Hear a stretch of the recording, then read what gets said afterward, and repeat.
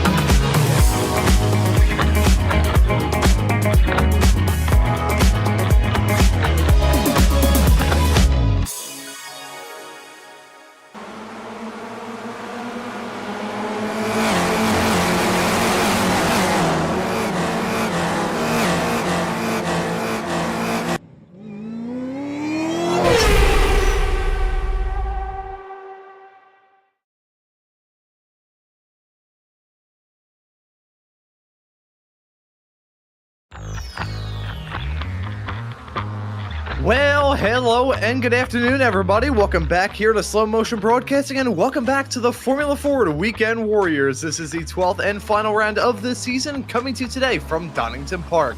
My name is Ron Maunz. Alongside me in the commentary booth is Charles Boshell. Guido Marzucchi is our producer for today's broadcast. Well, Charles, we're at the end of another season here in the Weekend Warriors, and to bring this season to a conclusion, we're back at the same track that we ended last season at, albeit on the slightly changed national layout. The only real change just being that slightly off chicane right towards the end of the lap, but it is a much shorter ride around this place and probably going to be a challenge. Yeah, absolutely. Quick lap, but no less exciting. Looking forward to it. It's been a great season, so let's get this thing rolling.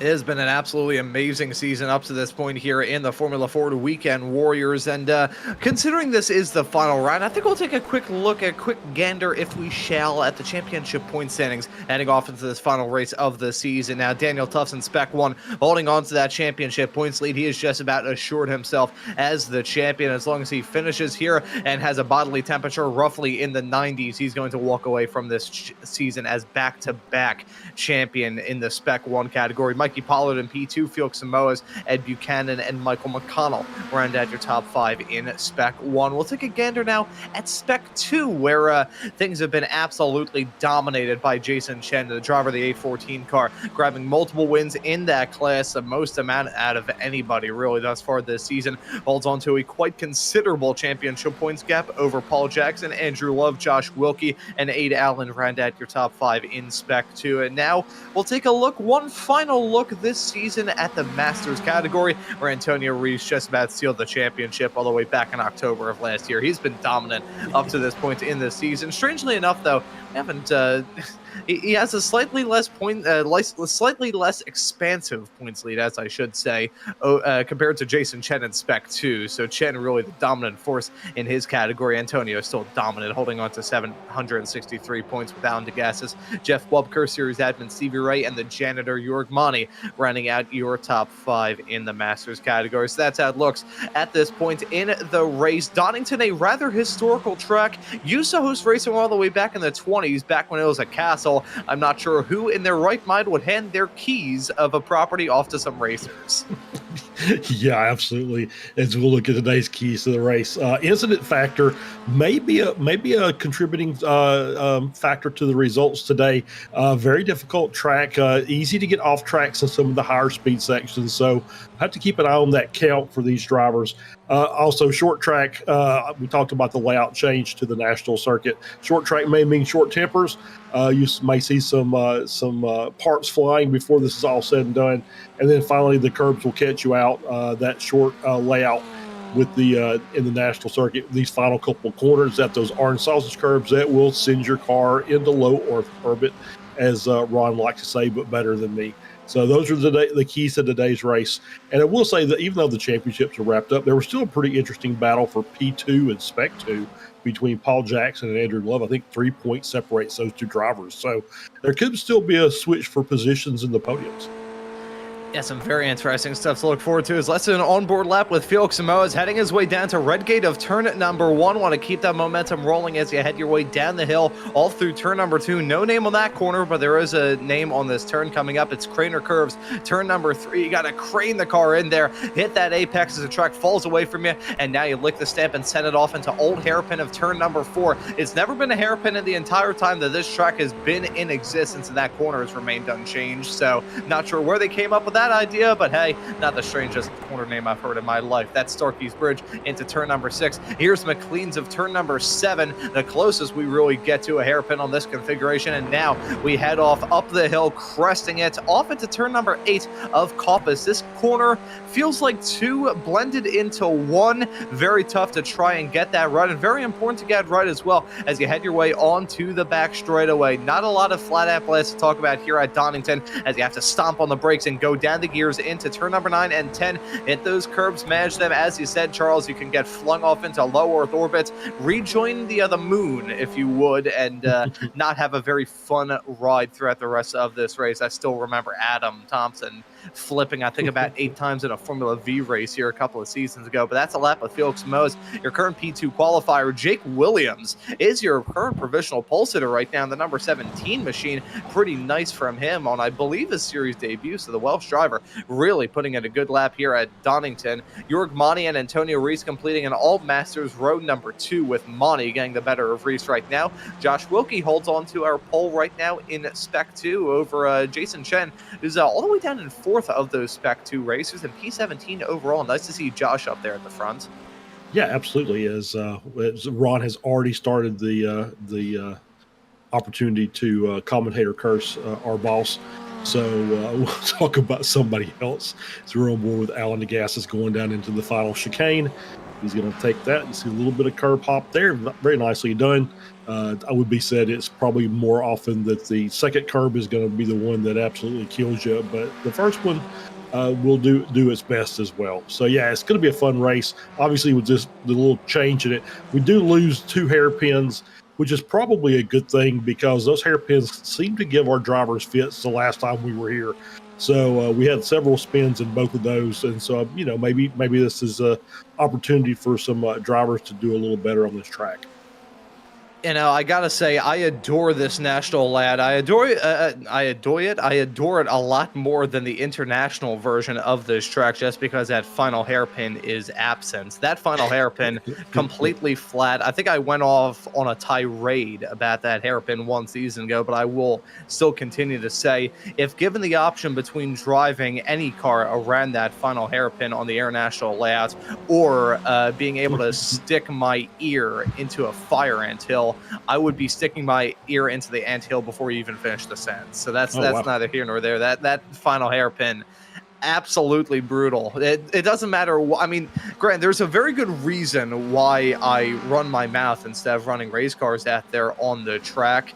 I used to do that in real life, and my back no longer wanted me to, so I decided to abuse my vocal cords instead. That final hairpin is about as torturous of a racetrack bit that we have in the entirety of iRacing. So with the checkered flag out in qualifying, I will freeze off on that rant, tell you how I really feel, and talk about these racers heading in their final laps. Really no improvement for a lot of racers up and down the field.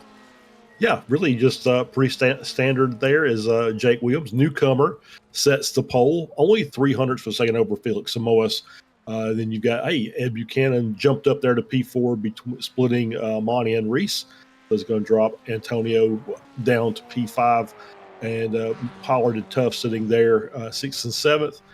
And Josh dropping down a position to take the Spec 2 pole in P11. So, you know, we got the top 17 cars within a second of pole, so it looks like it might be a pretty exciting race here at the front. Yeah, love us a massively packed together field on a super duper short track. I mean, this track layout that we're running at here today, only a little under 2 miles in length, so really, I would say, looking through, probably the shortest track that we have visited all season long, or at least high up there on the top 5. So very short one to bring this season to a close. I flashed my mind back to the race at Donington last season for the season finale here in the FFs, and that race rather heavily soaked with rain. We were running on the international layout. Oh boy, that's not a good omen. I've still got 2 shows to do later on tonight. My voice is giving out before we even get off into the first race of the day. As I try and reach for my bag of cough drops, we're going to say that qualifying just about wrapping up, and Williams on his debut going to grab that pole. Yep, absolutely. As we'll give Ron a chance to rest his voice there for a minute, get a cough drop started, and we will talk about the fact that I didn't mention this in the keys, but with this short layout, with that with the little chicane there at the end of the lap, it is going to make the pit entry a little bit trickier because it's going to be a very, very quick run to the left to get into the pit lane after that fast chicane. So it's going to make things a little trickier on that pit stop that they're going to have to take during the course of the race. And of course, pit exit is pit exit. You're coming right out basically into the racing line for turn 1. So I think we're ready here for our starting lineups. And we've got a short pace lap, so we're going to have to burn through this here. Jake Williams got started from the pole. Yeah. And breathe. Jake Williams got to start from the pole. Felix Samoas alongside him on the front row. York Monty got to start from the Masters pole position, starting this race in P number 3. Edward Buchanan will join him on that second row, the Canadian behind the wheel of that number 5 car, third of the drivers in Spec 2. Antonio Reese got to start this race in 5th. Breathe again. Mikey Pollard going to round at your third row with Daniel Tufts, your presumptive champion. Got to keep that number 1 on his car as we round off 2024 here in a couple of weeks' time when we get season 4 up and rolling. Graham Rory Hunt going to start in P8. Michael McConnell will start in 9th with Jay Ray rounding out our top 10. Yep, Josh Wilkie will start in 11th, Spec 2 pole. Outside of that was Soren Garrett's starting in 12th. Kevin Adrian starts in 13th. Nick Sigley starts in 14th. Jason Chen in 15th. Alexander Gorson in 16th. Daniel Barone in 17th. Alan DeGassis will start 18th. Jeff Wubker will start in P19. Andrew Love starts in P20. Paul Jackson in 21st. Marcel Gorson, I wonder if there's a relation there, starting in 22nd. Stevie Ray starting in 23rd. Edgar Sanchinelli, a good name from our Ray Esports series, starting in 24th. And John Toms did not set a qualifying time and does not look he's on the track. If he does, he will start in P25. And so that is going to be your final starting grid from this season. Interesting points to raise, though, from that qualifying session. Rather odd stat for all of you here today. We've had 4 different Spec 1 pole sitters at the end of this season. Rather fantastic to see the level of competition in this championship. Sean Doyle at Bathurst, Mikey Pollard at Sonoma, Ian Joyner at Aldersleben, and of course, Jake Williams got to start this race at Donington from the pole position. The final round of this season, there may be some championships that have already been locked up, but everybody wants to end this season with a bang and go into that 1-week break for week 13 with a good amount of momentum and try and hit the ground running in season 4. But here we go with the green flag out. The drivers are on their way. They scatter about as they head their way down that start-finish straightaway. Daniel Tufts running that old tire cooling line, trying to run 2 wheels off into the dirt as they head their way down the start-finish stretch off into turn number 1. He's gutsy. That was a move. Contact being made with himself and Jörg Mani. They are 3 wide once again as they head their way out of turn number 1. They were 4 wide at the stars. That's a driver spinning off big time. A little bit farther in the back, I believe, unless I'm very much mistaken, that was potentially Jay Ray dropping down like a stone thrown into a pond. Up at the front, though, it's somewhat tame. Keyword on somewhat as Jake Williams leads over Samoans. Yeah, they finally got everything squared away. We did see contact there with Jörg Mani, and that was Jay Ray. The Taco Bell car has made a run for the border, ended up in the wall, so he's got a meatball flag. He's going to have to come in and get that served and get the car fixed, because we see Samoa's running wide coming out of turn 4. That was actually coming at turn number 7 of McLean's. This track feels like it repeats itself like Groundhog Day, but certainly Samoa is not going to want to have a repeat of that moment, as we saw the Taco Bell car make a run for the border. We saw Samoa's make a run off into the gravel trap, but Jake Williams now going to eke out a very comfortable gap over Daniel Tufts in P2. Antonio Reese runs at your podium in 3rd. As we look at these racers duking it out and squabbling up side by side through turns number 9 and 10. That final chicane, when I think of sections that you can go side by side through that final chicane here at the Donington National layout, not even in my top 100. Yeah, I don't think so either, as we see the battle there with Jörg Mani, and it was 177 at Graham Hunt, maybe in that battle as well, as we're back to the front here with Daniel Tufts, who's moved up to P2, so good start for him, up 5 positions, getting through all the traffic there, as Jörg Mani has dropped down to P9. And Soren Garrett's up 8 positions, so hard charger for Soren for this point of the race.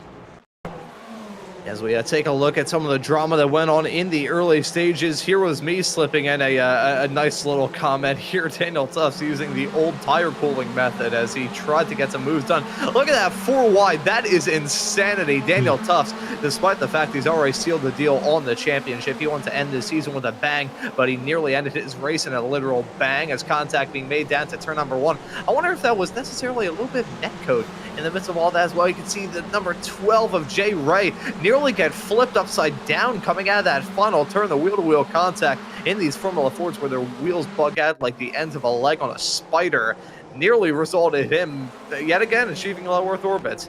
Yep, absolutely. As we're riding on board here with Jay Ray at the start of the race, you see a little bit of a check up there, and you see he gets swamped on both sides. You see Wilkie and Garrett's coming left and right as they're working their way down into turn 1. And Ray's going to just kind of hang here. And is he going to get caught up in this? Yeah, just kind of got checked up. Oh, and then tapped from the back. And there we go, spinning off into the gravel trap, gets it recovered. And he went into the pits and taken his pit stop and got his car repaired and is back out on track. He's back out there on the racetrack. Only one retiree up to this point. It wasn't even a did not finish. It was a did not start. John Toms in the 977 car did not take to the racetrack for that formation lap and is out of it right now. As we take a look at some battling a little bit farther behind, all of these racers still duking it out. We saw this battle involving Josh Wilkie and Michael McConnell. And here comes a move from Wilkie. That's a slide right behind, a contact being made. Wilkie going to go for a half spin out of the turn, and he's going to drop out of the Spec 2 lead, give it to Alexander Gorson, who did pretty all right last time at Aldersleben, but a big moment from Wilkie off through that final chicane. Yeah, a big moment for Wilkie, and we talked about those curbs during the keys. Those are the ones that will kill you. And Josh did a good job to only make that a half spin, and everybody else did a good job to really avoid that incident because it's just in a bad spot. It's a very fast set of corners there, and you see Josh just carrying too much, and then get sideways, and then a little tap around Looked like that was Michael McConnell going by and helping him get his car righted in the proper direction. Did see Samoa's get a slowdown as well, and he's dropped down to P5. And I think that moment for Wilkie, just a complete result of those killer curbs on the inside of turn number 9 and 10. I said during the Formula V broadcast yesterday here on Slow Motion Broadcasting that the curbs, the anti-cut killer sausage curbs, are about half as tall as the tires are. And in these Formula 4s, I'd say that's even more true. If not, they're nearly the same size as the actual tires themselves. It is a very tall curb wax. So when you hit them, it's basically like running into a low wall. It's not even like running into a part of a track. You just hit that, your wheel is going to snap. Your wheel is potentially going to snap off as we take a look at the moment that really took Felix Samoa's out of it. You can see that sideways snap as he headed his way down to McLean's of turn number 7. That was actually kind of deja vu to the moment he had a little bit earlier on in this race. I was thinking that was a replay of what happened on lap 1. My apologies. That's happened as of racing. That's Marcel Gorson avoiding the barrier, not avoiding the gravel trap. Yep, no, did a good job to get the car stopped. Obviously, the gravel helped him out a little bit there, but he's dropped down. He had a pretty good run going. He'd almost caught up to Alexander Gorson. I'm going to assume is probably his brother, but then that has arrested his momentum, and so he's fallen back down to P23. As we've still got a really nice battle here in from P7 on back. Just see the train forming as these cars have kind of fell into position. We've got a couple cars that were up toward the front that will be looking to try and maybe make a couple of moves and might shake this order up just a little bit more.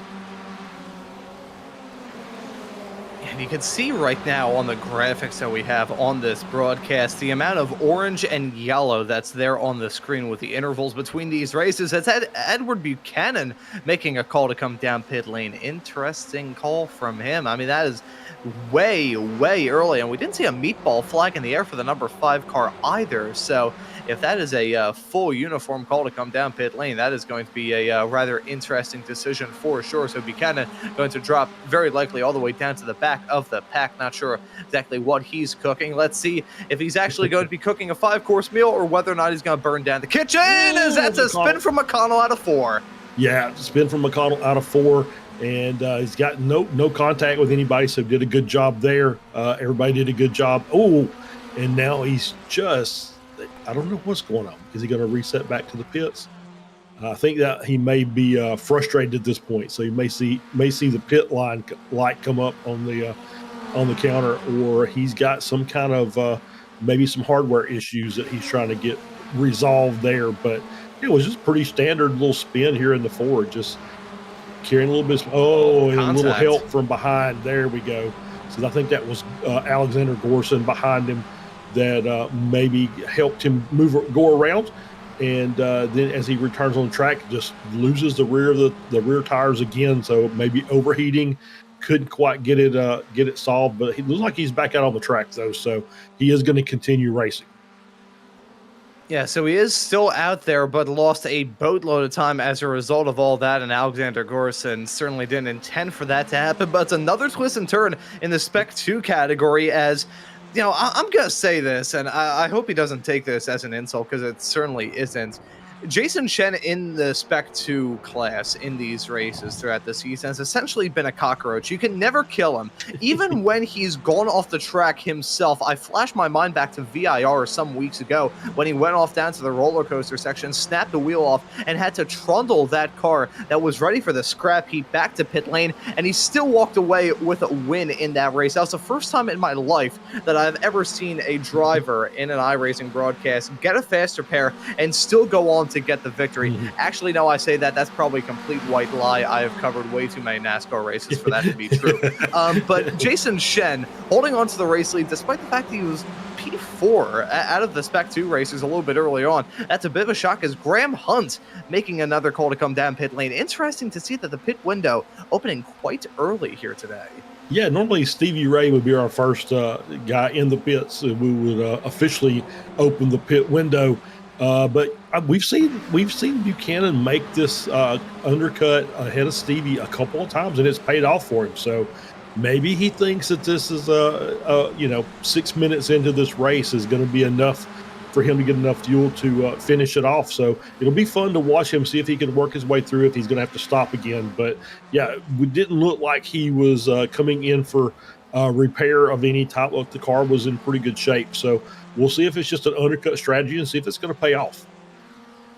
Yeah, rather fascinating to see the interesting calls to come down pit lane from many a racer, trying to break up the monotony of a massive train of cars that we still have a little bit farther down, as broken up ever so slightly, but it is still a whole bunch of cars vacuum sealed together. Paul Jackson got to lose out on some time. That's a moment off into turn number 8. I wonder if he potentially could clip the grass on corner entry. It looked like he was a little bit crossed up as we swapped the camera angles and jumped back to him. He's now in a battle with himself and Jeff Wubker to remain in the top 17, and he holds on to it with a move down into the chicane, albeit has a bit of a squirrely moment off through the chicane itself. As here we go, that's Josh Wilkie and Jörg Monty battling. This is a scrap with some racers just barely hanging on to the, as Monty briefly got abducted by a UFO. He's back on the racetrack, briefly hit 88 miles an hour through turn number 1, went back to the 20s. He's now back out here on the racetrack, currently slotted in P12. But Verone, Wilkie, Monty, and Alexander Gorson, along with Alan DeGassis a little bit farther in the back there, you can see him right there, and Andrew Love, all duking it out for the final spots inside the top 15 and one final spot inside the top 10. Wilkie gonna try and take advantage of a run on the outside turn number 7. Verone got clear him.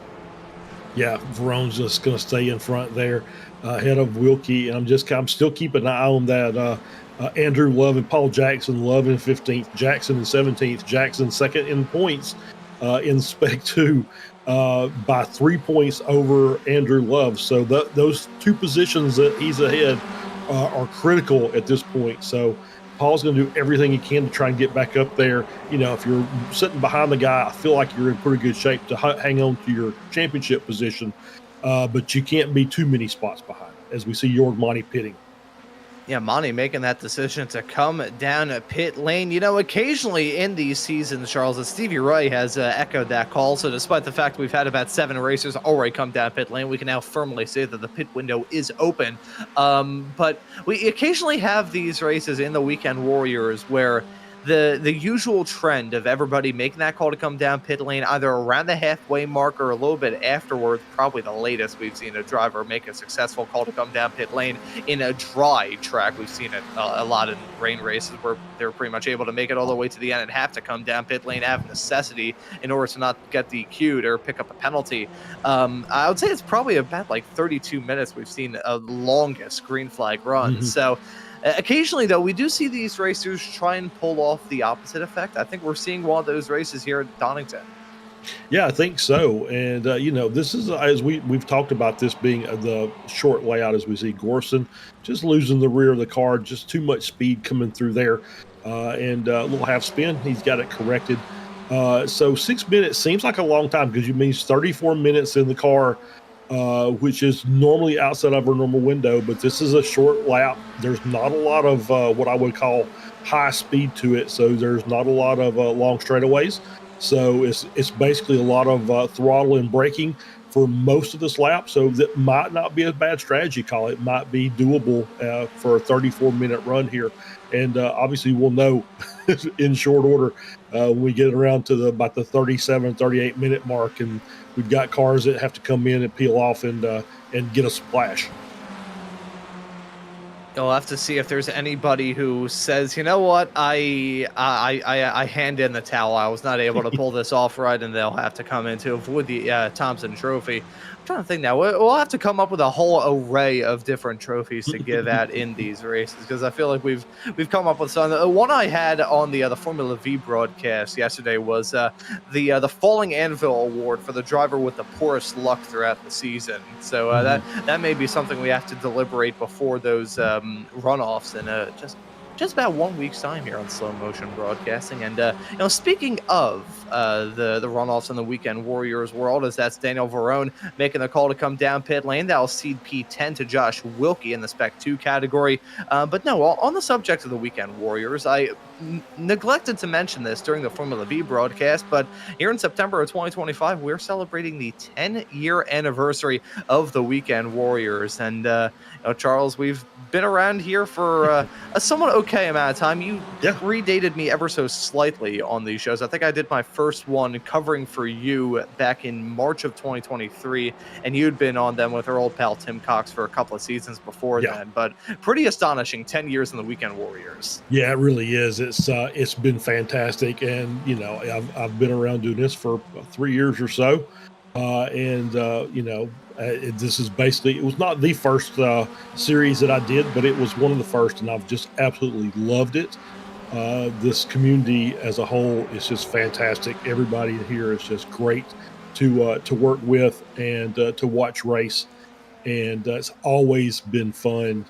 And I don't think it'll ever cease to be fun. So I've really enjoyed it, and hopefully we'll get another few years out of it. I know I'll be here as long as they want to keep broadcasting. I'll be here to do the call. And I absolutely adore the Weekend Warriors as well. Doing these shows is basically the only reason why I'm even still broadcasting, frankly, because this community was the first one that said that my commentary didn't stink like hot trash. So there you go. The more you know here on these broadcasts. But 15 minutes and 15 and a half minutes, I should say, now already into this 40-minute long race as we take a look at a moment here that happened a few moments ago involving Daniel Tufts, I believe.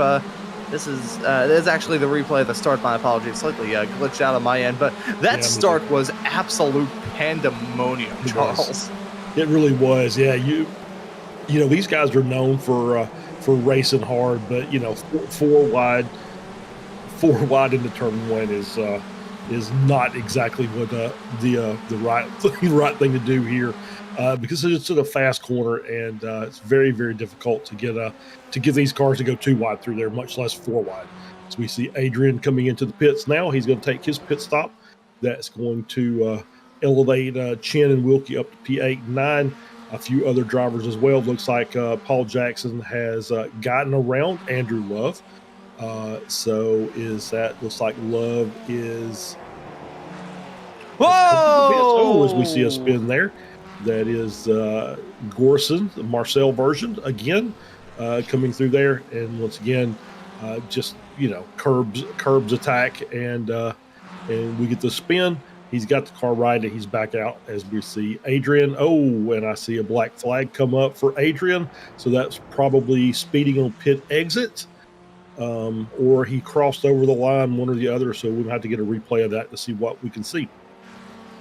Yeah, unfortunate for Kevin Adrian. Already not having a fantastic race, down 3 spots from where he started, albeit he just came down pit lane, so that definitely contributes to that. But a black flag in the air for him, that is going to be a true detriment. First time we've seen a racer pick up a black flag thus far in this race. Let's see what may have caused it. I have to wait a little while to actually reach that pit exit, but there's the line. It had to have been a pit lane speeding penalty. That's because that looked perfectly clean. Yeah, I'm going to say you're absolutely right. It looked like he crossed the green cones, and that was, unless it was just minuscule over, it looked like he was pretty clean on the way out. So obviously not a line infringement, but definitely just a speed thing.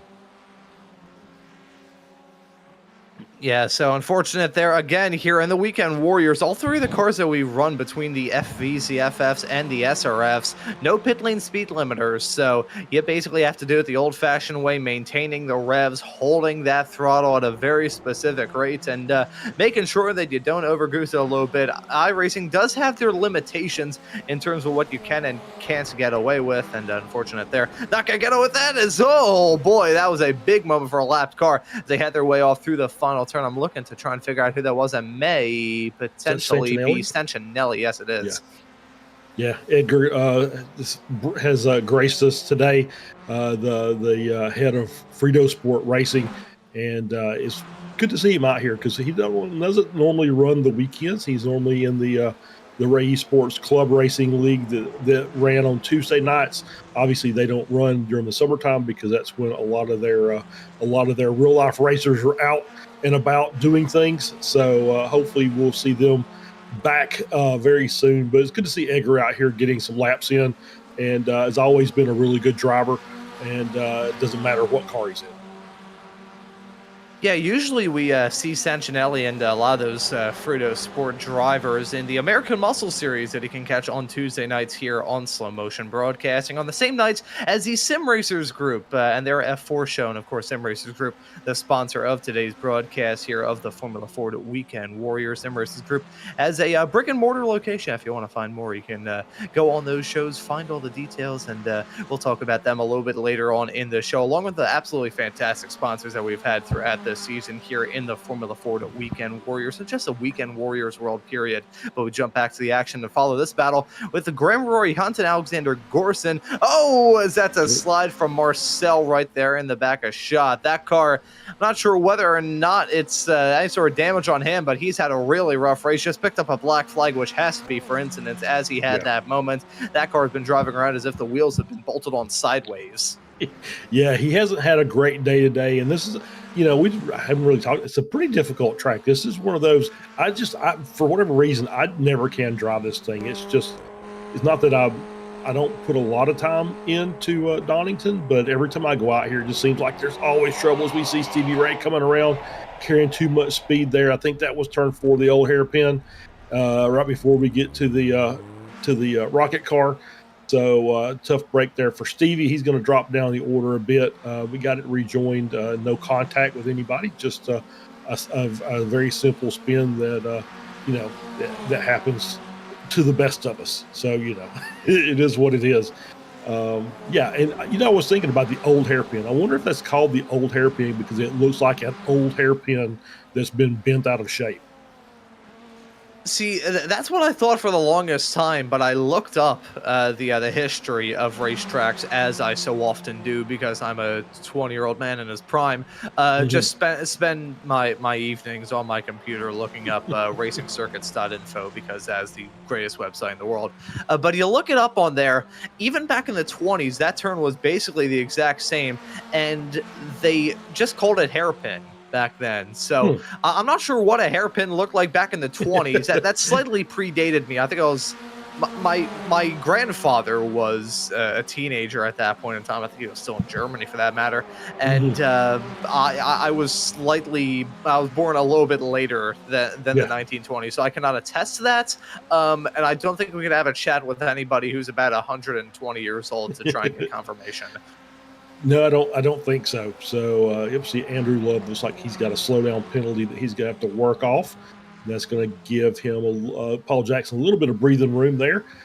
Paul, and as we mentioned, Paul and Andrew battling for the championship podium positions. As somebody just came into the pits, could not see who that was. Antonio Reese into the pits as we see. Little check up there. Three wide, some wheel contact. Between I believe it was Daniel Tufts and that was Antonio. They were working their way out Stevie Ray, and just a little bit of wheel-to-wheel contact, but doesn't look like either one of the cars are damaged. Oh, that was very, very hair-raising stuff, as Antonio's actually made that call to come down pit lane. He now exits out. I think he'll still hold on to a spot just barely inside the top 10, as Andrew Love has had a moment of his own in the 544 car. Let's see. I think he got a bit of a bunny hop as he headed his way up through turn number 1. Even those flat curbs can take you out. Yeah, a little bit. You're absolutely right. That's exactly what that was. And it just carried him off the track on the exit of the corner, as we're going to get another onboard here.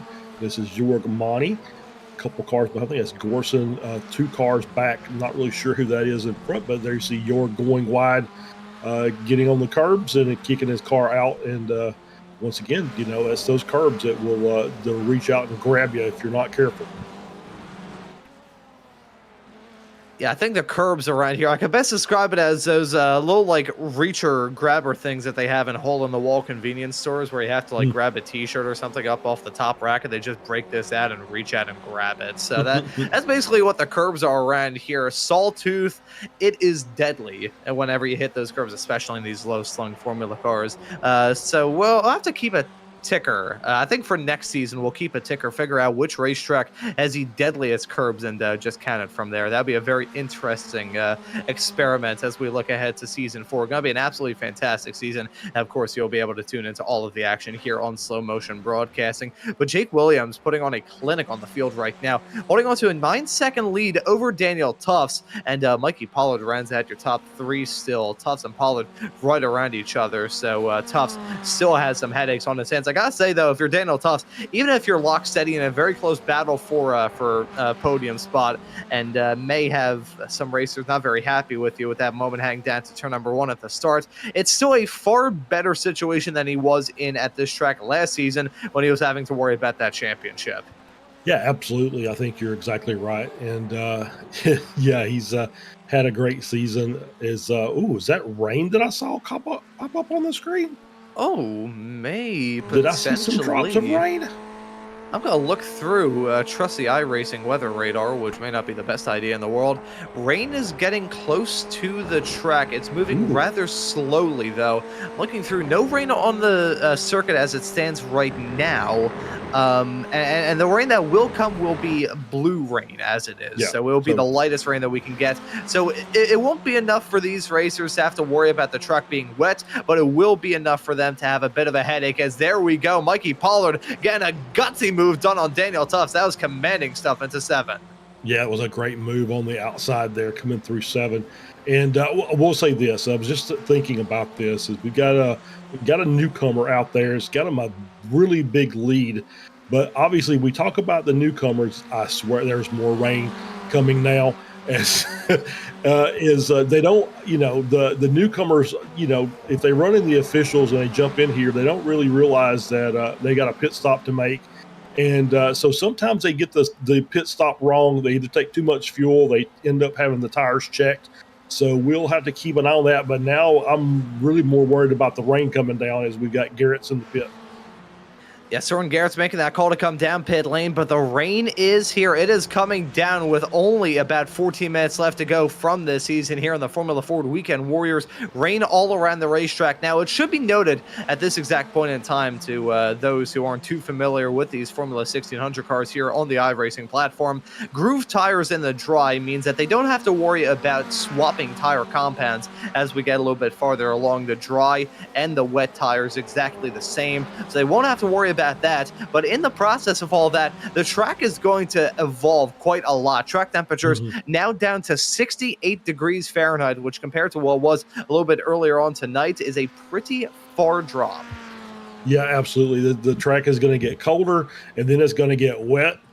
So you're going to get a lot more grip and then a lot less grip as the rain continues to fall. So it's just going to be a matter of obviously, talking about the track temp, that means there's enough rain that it's kind of removed all the heat from the track, which is going to make things a little bit more difficult for these drivers. It'll change the way the car feels.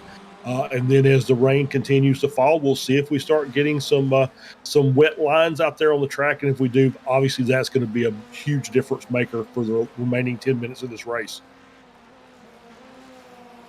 Yeah, so with the rain coming down, it is going to be rough. It's not raining enough whereby the track is going to be drenched, and iRacing still marking the track as dry right now. So it's not like these racers are on a slip and slide, and frankly, with the rain that we've got right now, I can best describe it as poking a few holes into a nearly half-empty bottle of water. It's going to just be a bit of a nuisance to these racers and a test of their graphics cards more than anything. As a black flag for Alan DeGassis, who's down in pit lane. So that is going to really be a detriment for him. And I think he decided, you know what, I'm going to take the high road. I think he very quickly alt F forward. Yeah, I think so. And that's probably a pit speeding on entry. And he recognized it immediately when it came in and says, oh, you got a penalty to serve. And where is this it right here?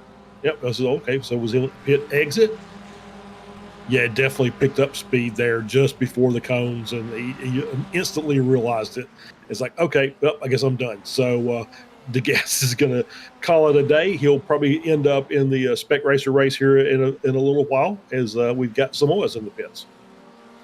Yeah, so more drivers making that call to come down pit lane. Felix Samoa is the latest one in, looking to try and revitalize his race. Sealed the deal in the championship in the Formula V Weekend Warriors yesterday at this track, and not looking like as great of a day for him today in the FFs. And we'll most certainly see him out on track for the Spec Racer Fords a little bit later on, as Michael McConnell has also made the call to come down pit lane as well. And a moment for Stevie as we jump to this replay of him down into the old hairpin at turn number 4. And loops it around. Yep. Yeah, that's pretty standard fare there. Unfortunately, Stevie got caught out by that corner, and he was probably not sure because Stevie sets these sessions up, so he may have had an inkling that this was going to happen, but I think that he probably didn't prepare for it quite as well as anybody else did, right? So I think all of our practice and qualifying was dry. So as we've got Pollard and Tufts and Williams all in the pits now, so we'll see how the pit stops shake out amongst our leaders.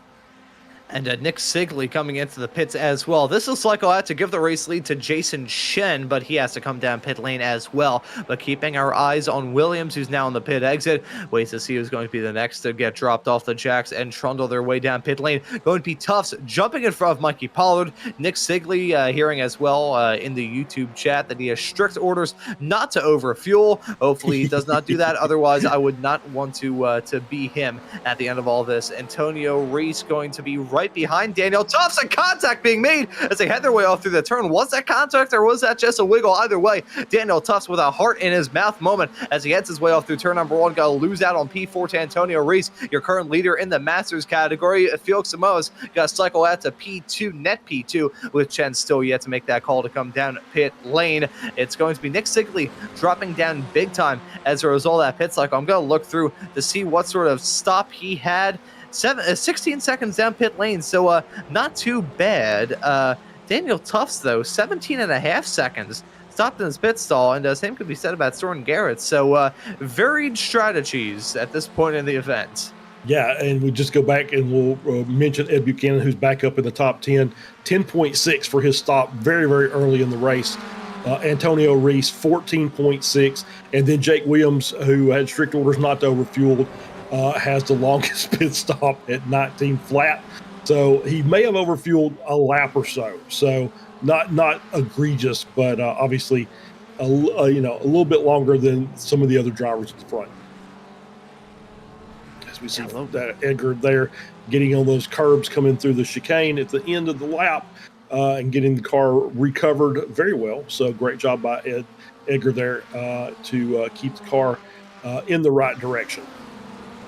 I think there's been some more squabbling between Antonio Reese and Daniel Tufts. Let's take a look at this. Antonio blocking off the inside. Tufts going to take that open door on the outside to just blow his doors off. I think Antonio, very slow on that start-finish straightaway. Did he potentially have a slowdown, or did he just decide, you know what, it's not my battle. I'm still on track for a good result. I'm just going to let you go by. I saw what happened a little bit earlier on between yourself and Jurg. I don't want a repeat of that with myself.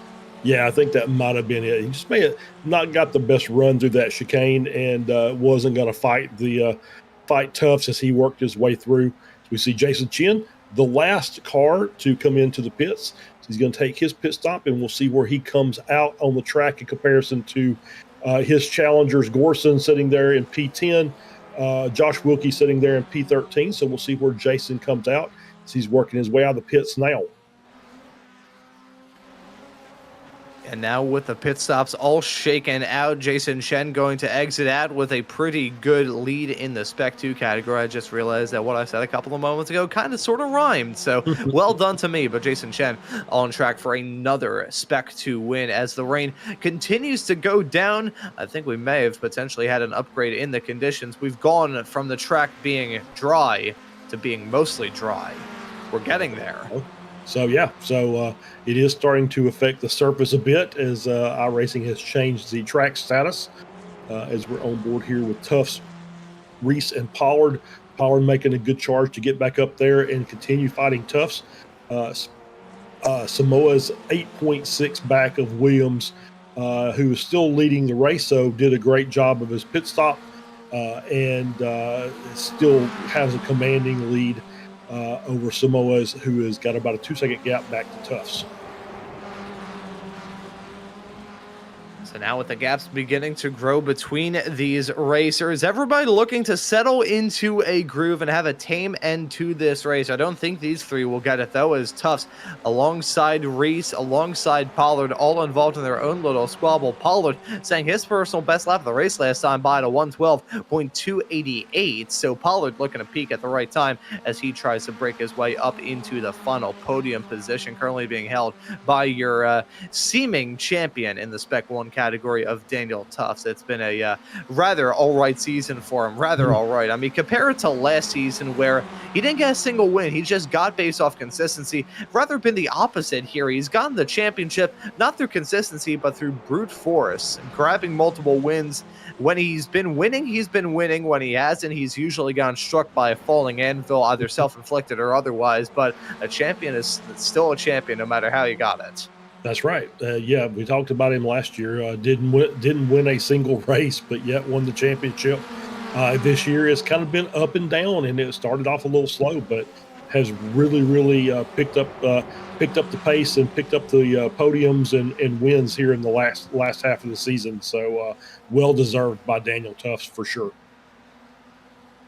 Yeah, and Daniel Tufts holding on to that podium spot right now, looking around off this season as well as he can. As a black flag in the air for Soren Garrett, your current P7 runner. He's had a pretty wild race, up 5 spots from where he started, but that will likely drop down even more as you have to come in to serve that penalty. May have been a moment down into the final chicane. I have a slight inclination that it was. It's that curb on the inside and runs wide out of the final turn, and as a result of that, got to pick up a black flag. And the worst part about all that is he picks up that black flag, and now he has to do another lap in agony to go back to pit lane. A brief slowdown for Jake Williams. His gap has now gone down from 9 seconds to 8 seconds as here we go. That's Pollard and Tufts duking it out into turn number 7. Pollard trying to sweep around the outside in these slightly soggy conditions, and that is some close quarter stuff between these two, battling and duking it out for that final podium spot. Pollard gonna jump in front. Tufts now gonna try and look for it on the outside as they head their way down the backstretch off into the braking zone. He sweeps to the inside there.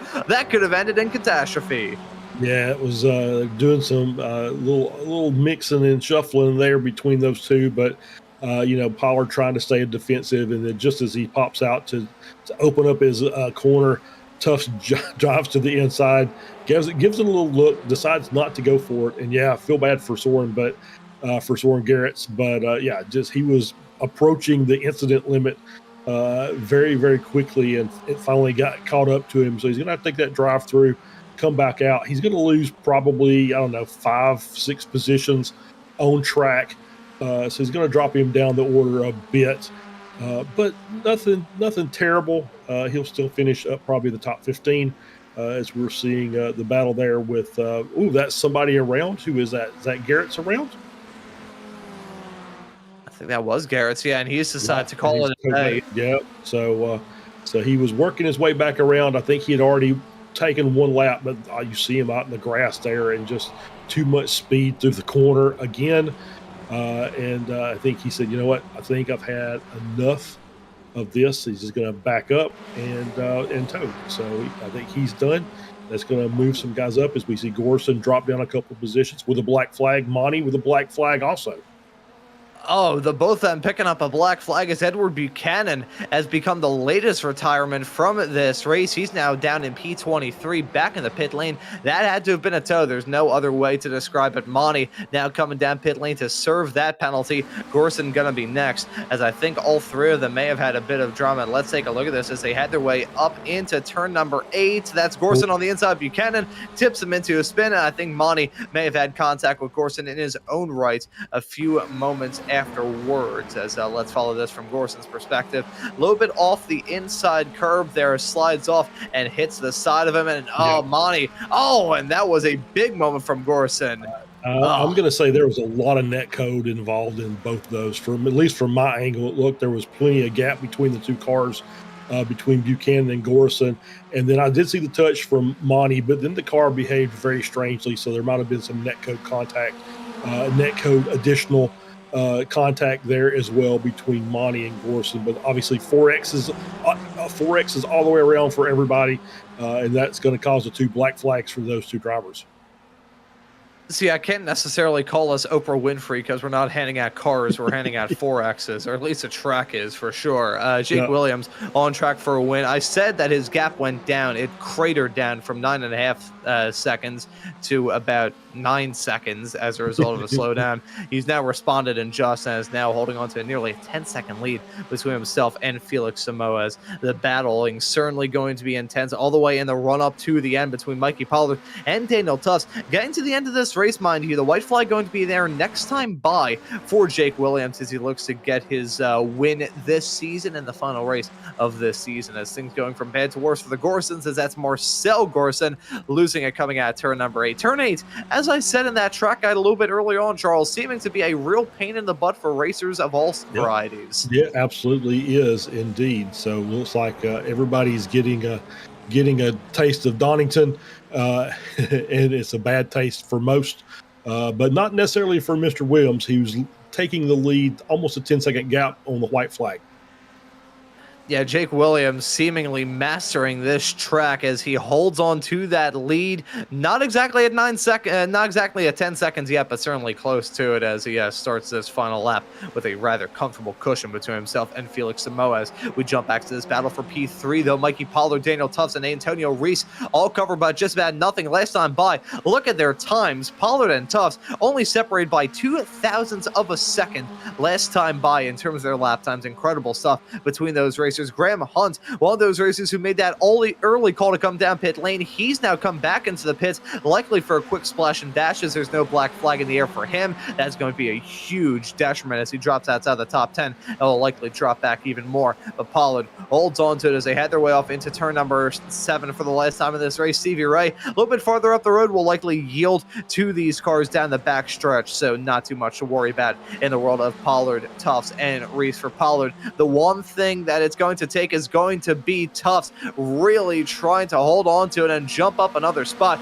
Meanwhile, a little bit farther up the road, Jake Williams heads his way onto that start-finish straightaway to win this race here at Donington today. Felix Samoa's got to come home in a very distant P2, and it wasn't a lunch from Daniel Tufts as he runs his way onto that start-finish straightaway for the second time in 2 seasons. Daniel Tufts has got to be our Spec 1 champion in the Formula Ford Weekend Warriors. Antonio Reese going to win it in Masters, not only in this race, but in this season as well. And Jason Shen going to come across the line, potentially sputtering on gas as it looks like he's a little bit slow. May just be our camera angle, but hey, speaking of things that are slow, that's usually the way I like to describe myself. Jason Shen comes across the line to win it in Spec 2, sealing the deal in the championship, as well as Josh Wilkie, Jurg Monty, and Daniel Verone, the next few racers to come across the line to round off what was a brilliant season and a rather exciting race here at Donington.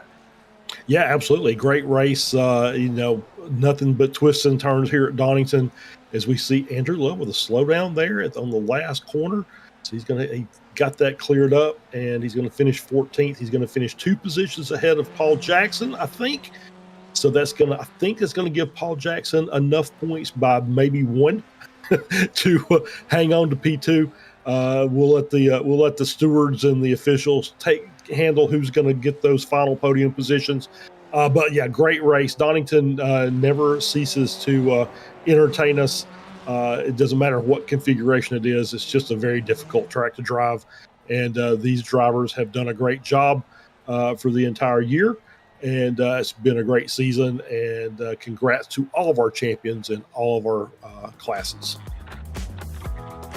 Yeah, and for one final time here in Season 3 of 2025 in the Formula Ford Weekend Warriors, we can load up those results in just a couple of moments' time of what, as you said, Charles, very challenging race on a very challenging racetrack, but Jake Williams was the one who conquered that challenge best out of anybody. He walks away from this race with a win and a 10.2 second gap at the end of it all as well. Felix Samoa's going to round out your P2 with Mikey Pollard running at your podium in third. It was a little bit premature in that rounding out comment, but Daniel Tufts going to finish this race in 4th. Antonio Reese wins it in the Masters category, finishing this race in P5. Jason Shen wins it in Spec 2, once again finishing in 6th. Nick Sigley, once again doing all right in this series, P7 for him in this race, with Josh Wilkie slotted in 8th. Jurg Monty in P9 after that black flag in the late stages, with Daniel Verone rounding out our top 10. Yeah, Jay Ray finishes in P11. Jeff Wubker with the final step of the Masters podium in 12th. Michael McConnell finishing in 13th. Andrew Love finishing in 14th. Kevin Adrian 15th. Paul Jackson finishing in 16th. Graham Hunt 17th. P18th. Edgar Santinelli. Stevie Ray finishing in 19th. Marcel Gorson finishing in 20th. Ed Buchanan, we saw the incident with him, finishing in 21st. Soren Garrett's finishing in P22. Alexander Gorson finishing in P23, Alan DeGassis in 24, and John Toms classified as P25 with a did not start. Yeah, so those are your results for the final race of this Formula Ford Weekend Warriors. And once again, we want to let you know that today's broadcast, as it has been for the past month here in the Formula Ford Weekend Warriors world, is brought to you by the fine folks over there at Sim Racers Group. Sim Racers Group has a brick and mortar location with multiple sim rigs found in San Jose, California. If you want to find more information, you can head on off to simracersgroup.com. And if you want to see the action that they put on here on Slow Motion Broadcasting, you can with the Formula 4 and the Formula 3 action in the SRG series every single Tuesday and Wednesday. And that right there is it from this season. And we also have some points to look at as well at the end of this season as well. We'll get those loaded up for you in just a couple of moments' time. And I think before we get those up and rolling, we'll just kind of touch on what has been a brilliant season here in the Weekend Warriors, Charles. I mean, the Formula Fords have been once again brilliant. We've seen some great racing, some great finishes, some great sportsmanship as well.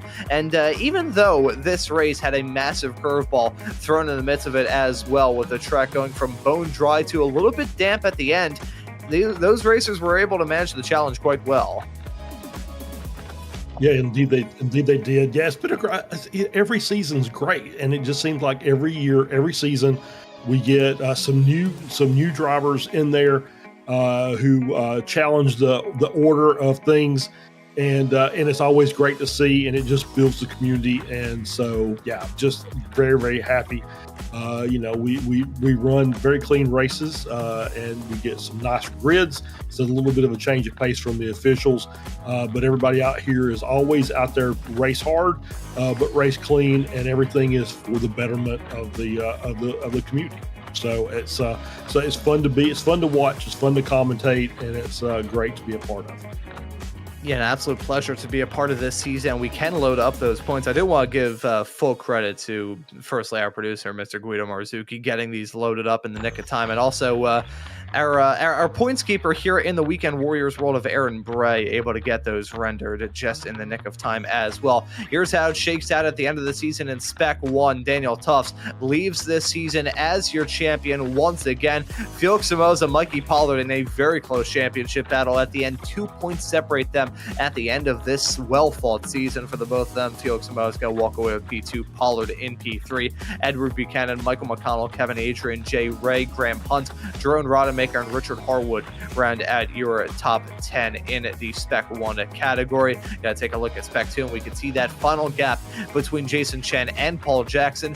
673 points for Chen compared to Jackson's 481, and that close finish between Jackson and Andrew Love, 1 point at the end of that season. Incredible stuff between those racers. Josh Wilkie in his Spec 2 return this season will walk away with 4th. 8 Allen, Max Gamble, Daniel Verone, Lars Tyhouse, Raymond Brakenoff, and Alexander Gorson complete your top 10 in Spec 2. And now we'll look at Masters, and with it being 12 racers to start this season, we'll go through them all. Adam Bradshaw class, I think he signed up for one race but never actually participated in it.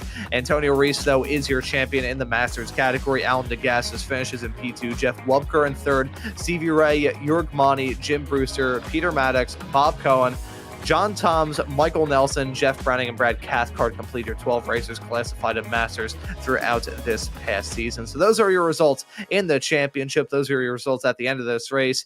And Charles, it looks like we have some racers looking to have a chat with us at the end of this broadcast. I'll let you have first dibs. Well, let's bring in our Masters, our class winner and Masters champion for the season, Antonio. We'll get him out of the way so Guido can relax a little bit. Sing Let's bring boo hiss. Antonio in here. Antonio, hey, congratulations, Antonio. Great. Thank you. Great Good night, win guys. today, and great win today in your class, and a great finish overall, and the championship to boot. So congratulations all the way around. Thank you, Charles.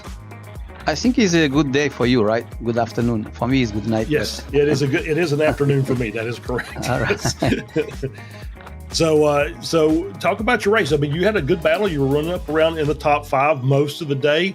Obviously, a little bit of drama at the start, but it seemed like it settled down. And then we got a little bit of rain that may have scared a few people there toward the end.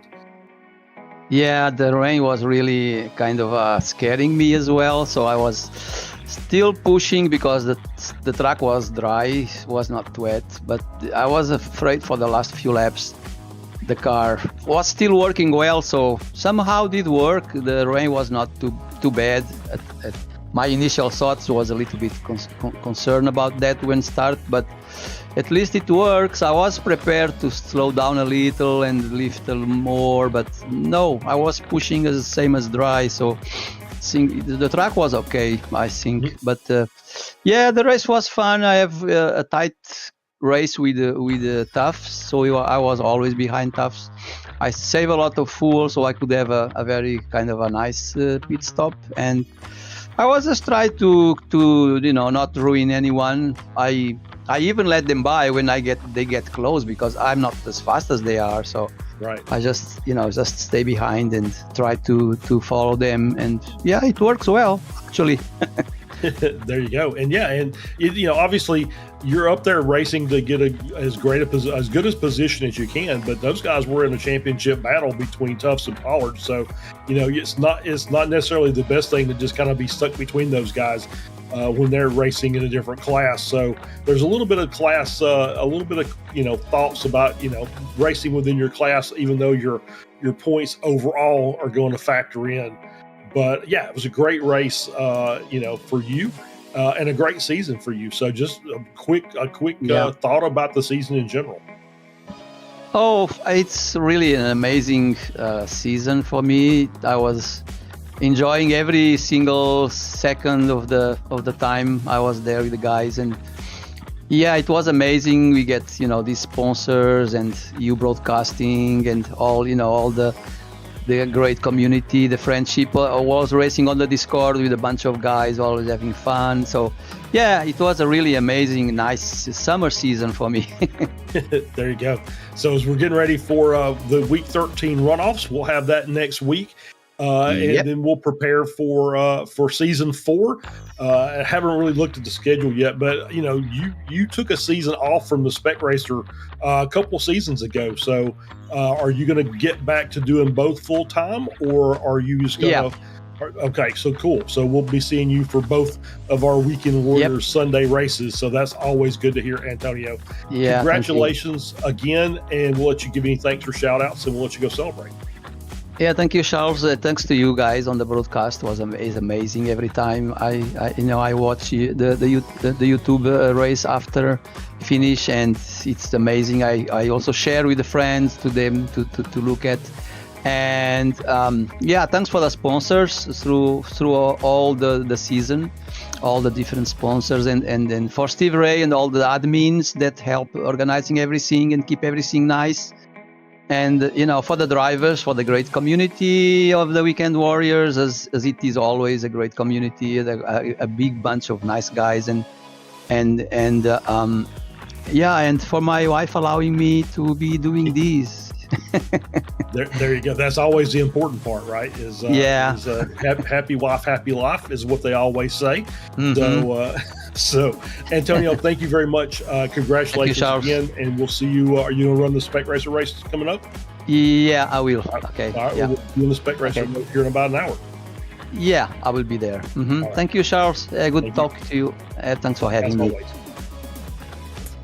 I like how Guido just says, "I'm hoping somebody else wins," as I drag him out the broadcast booth. That's pretty funny. Alrighty, well, I think the Spec 2 competitors are very happy to potentially see Jason Chen maybe get moved up to Spec 1 next season, because he was dominant throughout it here. Jason Chen joining us here on the broadcast booth. Jason, we can now officially say it. Congratulations on the championship here in Spec 2, and congratulations on yet another class win. How was it out there here at Donington? Thank you. Today, the start was a bit chaotic. I don't think I actually had that good of a pace. But I just think, at the start, like a lot of people that had pace were somehow involved in the chaos. I'm gonna have to watch back on the broadcast to see exactly what happened. But and then had to avoid quite a few incidents, but kept myself clean. And looking back on the whole season, like I don't think I was ever involved in an incident in the race that was caused by someone else. I think VR and Long Beach, both crashes were just me stuffing it in the wall on my own. And then I think all the other races I had just overall really good luck with basically no anvils dropped on me whatsoever by others, only by myself. Don't know if that's possible again next season. I'll try to do my best to stay clean again, but I think I may have just had really good luck. And also try to avoid incidents and try to avoid putting myself in dangerous scenarios, but I know there's incidents that you can't really avoid, and I didn't have any of those, so thanks. What else? Oh, this race, I don't know if you caught it on the broadcast, but after the chaos at the start, I was behind Nick Sigley, and he seemed to have good pace, and I felt that his clear pace was maybe equal or maybe a tenth or two faster than me, so I just stayed behind him, and I was like, you know what, I'll just try to save as much fuel as I can, and then I got away with adding only 5 liters, but I still had to save fuel after that to make it spluttering across the line. I think I crossed the line on 0.2 or 0.1 liters, something like that.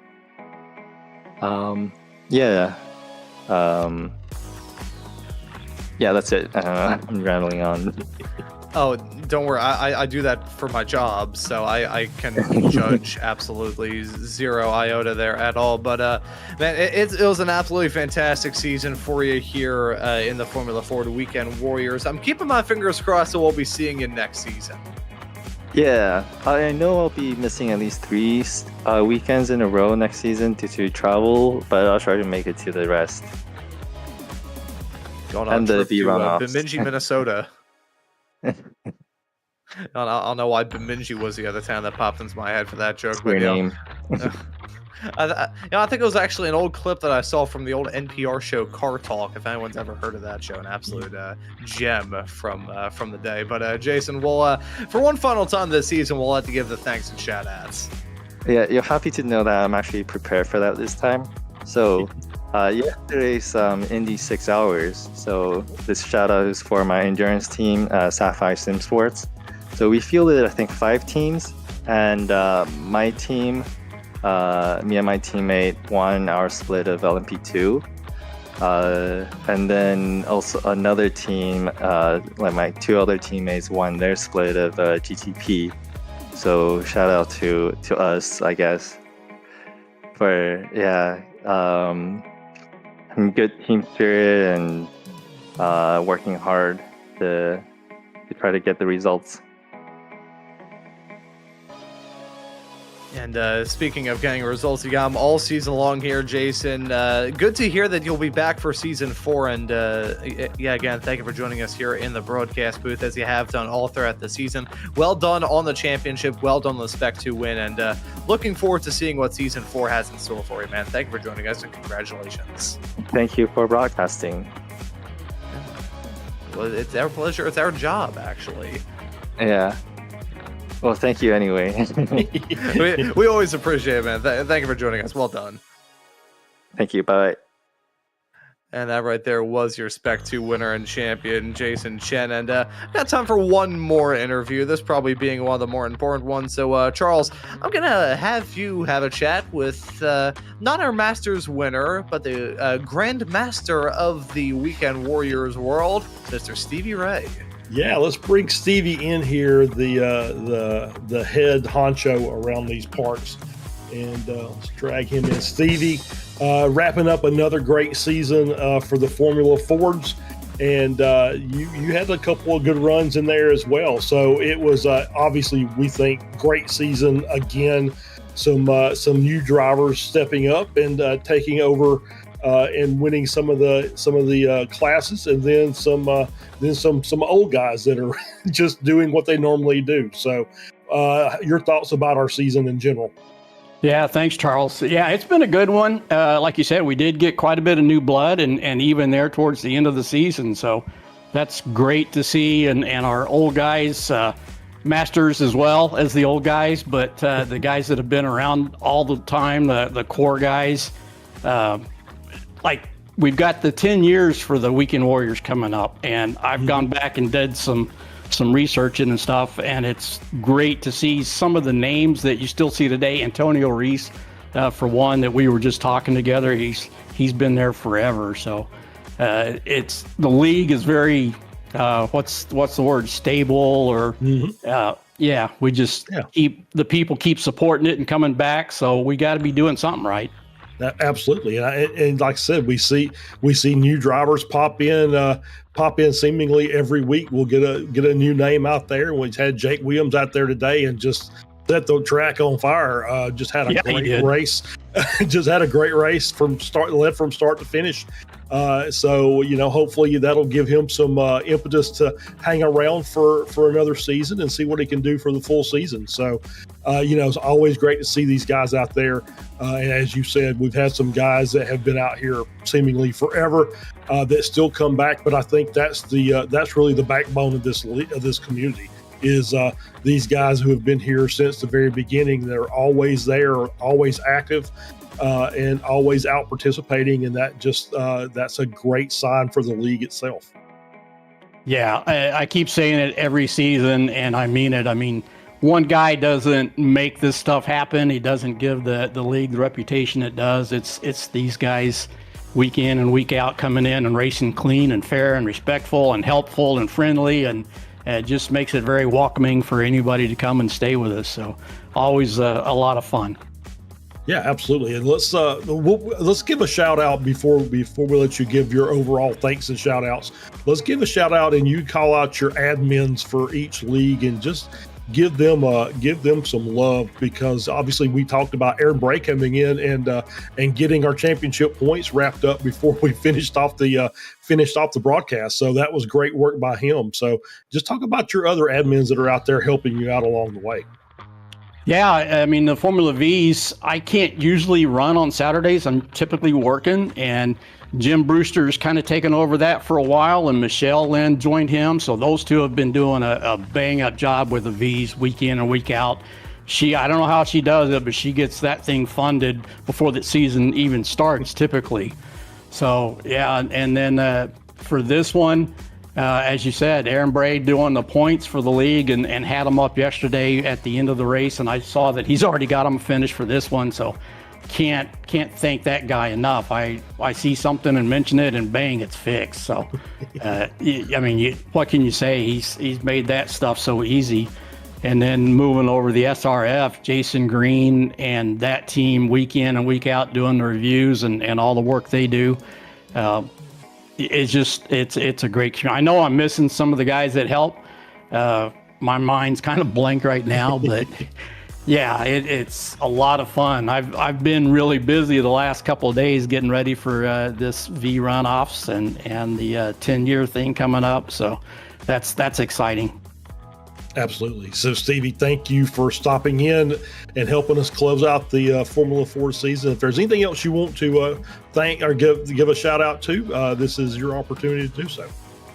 Yeah, I really got to shout out Sim Racers Group. They stepped up and supported the last 4 races this season. I mean, who does that? Another league supporting this league. Jason Kotcher and that team over there, awesome group of guys. And then our own members for supporting half of the season, as well as, oh, come on, guys, help me. Who sponsored 4 races this season? Let's see. For the Formula Fords, Ron will have it. Yeah, I don't have it in front of me. Yeah. And I'm an old guy. I'm claiming the old guy memory. So. It was an anonymous member. There you go. Anonymous member. Okay.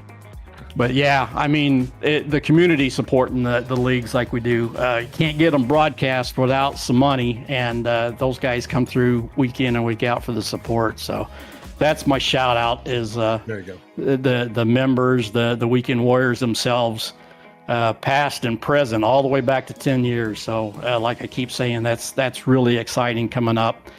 Next week, the runoffs. Keeping that close to the vest. The track's going to be a surprise when it opens up. We had a lot of fun doing that before. Mm-hmm. So we're going to do that again. And I put on the entry form there, one rain race possible. So expect that. That could be thrown in there somewhere. And we'll see what happens. All right. Well, Stevie, thank you very much for stopping in, and we will see you. I think I heard them say you will not be there for the Spec Racer race, but you would pop in afterward. So we'll look forward to talking to you then as well. And as we close this out and get ready for Spec Racers in about 45 minutes or so. Yes, sir. Thanks, Guido, Charles, and what's his face? Motormouth. Yeah, that guy.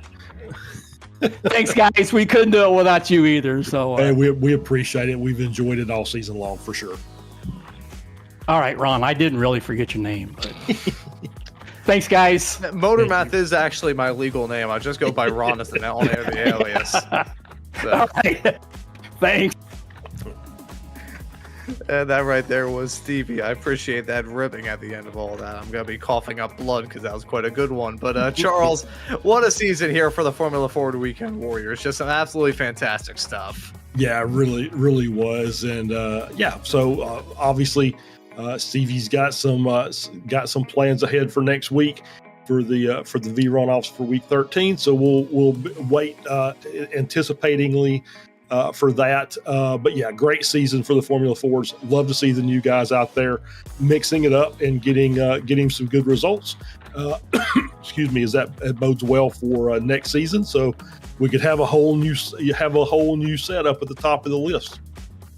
Yeah, looking ahead to see what Season 4 has in store. A little birdie has told me what the schedule is going to look like roughly for the officials, which is what we base these schedules off of. However, I don't think we have a lot of time to talk about that, so I think I'll give that preview for that Week 13 broadcast coming up. That's going to be fun. See, I'm personally looking forward to seeing them and keeping my fingers crossed that we're going to be racing at the Chili Bowl, but hey, you live and you learn. But as for this broadcast, for one final time this season here in the Formula Ford Weekend Warriors, that will just about do it. And so for myself, Ron Maunz, Charles Boshell joining me in the commentary booth, Guido Marzucchi doing a wonderful job working on the cameras and the graphics and the virtual production hauler, Mr. Joshua Wilkie, our head honcho here at SMB, to all the Weekend Warriors, to Stevie, everybody who tunes into these shows as well. I say thank you also very much for tuning into the action for Season 3 of 2025 here on the Formula Ford Weekend Warriors, and we hope to see you all wherever it is in the not too distant future.